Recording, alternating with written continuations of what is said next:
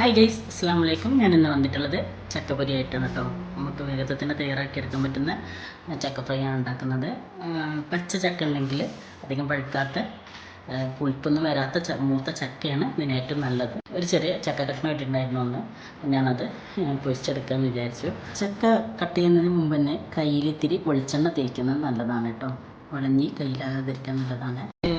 ചക്ക മുറിക്കുന്ന പരിപാടി സ്റ്റാർട്ട് ചെയ്തതിന് ശേഷമാണ് കേട്ടോ വീഡിയോ എടുക്കുന്നതിനെ പറ്റി ഇങ്ങനെ ആലോചിച്ചത്. നിങ്ങളായിട്ട് കൂടി ഒന്ന് ഷെയർ ചെയ്താൽ അറിയാത്തവർക്കത് ഉപകാരമാവുമല്ലോ എന്ന് കരുതിയിട്ട് അങ്ങനെ ഷെയർ ചെയ്യാമെന്ന് വിചാരിച്ച് ഞാൻ ഓൾറെഡി കുറച്ചൊക്കെ ക്ലീൻ ആക്കിയിട്ടുണ്ടായിരുന്നു. ബാക്കി ഭാഗം ഇങ്ങനെ അതിൽ നിന്ന് അടർത്തിയെടുക്കുകയാണ്. ചക്കൻ്റെ ചുള അതിൽ നിന്ന് അടർത്തിയെടുക്കുക. പിന്നെ അതിൻ്റെ നാരുകളും അതൊക്കെ മാറ്റിയിട്ട് ഫുൾ ക്ലീൻ ആക്കിയിട്ടാണ് വേറൊരു പാത്രത്തിലേക്ക് ഇടുന്നത്. അപ്പോൾ ഞാൻ അങ്ങനെ ഫുൾ ക്ലീൻ ആക്കി കൊടുക്കുന്ന ഈ ചക്കൻ്റെ ചുള ഉണ്ടല്ലോ, ചക്കച്ചുള എന്ന് പറഞ്ഞാൽ ഞങ്ങളിവിടെ പറയാം കേട്ടോ. നിങ്ങളൊക്കെ ഭാഗത്ത് എന്താ പറയുക അറിയില്ല. അതിൻ്റെ ഉള്ളിൽ അതിൻ്റെ സീഡുണ്ടാവും, കുരു ഉണ്ടാവും. അപ്പോൾ ആ കുരു ഒന്ന് മാറ്റുകയാണ്. ആ കുരു എടുത്ത് മാറ്റിയതിന് ശേഷം നമുക്ക് ചെറുതായിട്ട് അരിഞ്ഞെടുക്കുന്നതാണ് കേട്ടോ. ചെറുതായിട്ട് അരിഞ്ഞെടുക്കാം. എൻ്റെ സംസാര ശൈലിയിൽ എന്തെങ്കിലും കുഴപ്പമുണ്ടെങ്കിൽ കമൻറ്റ് ചെയ്യണേ. ഫുള്ളായിട്ട് ഞാൻ ചെറുതായിട്ട് അരിഞ്ഞെടുത്ത് വെച്ചിട്ടുണ്ട്. അത് കുറച്ച് റിസ്ക്കുള്ള പണിയാണെന്നാലും കുഴപ്പമില്ല.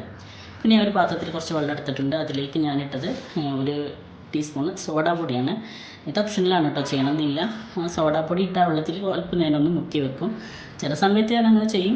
അത് സോഡാപ്പൊടി വെള്ളത്തിൽ ഇടാതെ ചെയ്താലും കുഴപ്പമൊന്നുമില്ല. അങ്ങനെ ചെയ്യുമ്പോൾ ക്രിപ്സി ആവുന്നൊരു കുറച്ചുകൂടി ക്രിപ്സി ആവുന്ന, പക്ഷേ അല്ലാതെ ചെയ്യുമ്പോഴും ക്രിപ്സി ആകാറുണ്ട് കേട്ടോ. കട്ട് ചെയ്തിട്ട് നേരിട്ട് എണ്ണയിലിട്ട് ഫ്രൈ ചെയ്തെടുക്കാൻ ചെയ്യാം.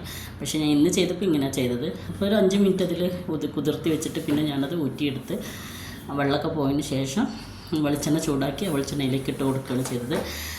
വെളിച്ചെണ്ണയിലേക്ക് ചക്കട്ടതിന് ശേഷം ഞാൻ മഞ്ഞൾപ്പൊടിയും അതിലേക്ക് ആവശ്യത്തിനുള്ള ഉപ്പും കൂടി ഒരു വെള്ളത്തിൽ കലക്കിയിട്ട് അത് ഈ എണ്ണയിലേക്ക് ഒഴിച്ച് കൊടുക്കുകയാണ് ചെയ്യുന്നത്. ആ ഒരു ഭാഗം എൻ്റെ കയ്യിൽ മിസ്സായി പോയിട്ടുണ്ട് കേട്ടോ, വീഡിയോയിൽ കാണുന്നില്ല.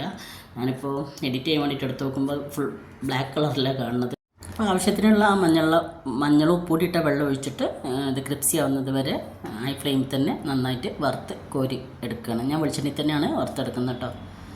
അപ്പോൾ ഓരോ ചക്കൻ്റെ ഫ്ലേവറിനനുസരിച്ച് ഈ ചക്ക ഫ്രൈയുടെ ടേസ്റ്റും വ്യത്യാസമായിരിക്കും.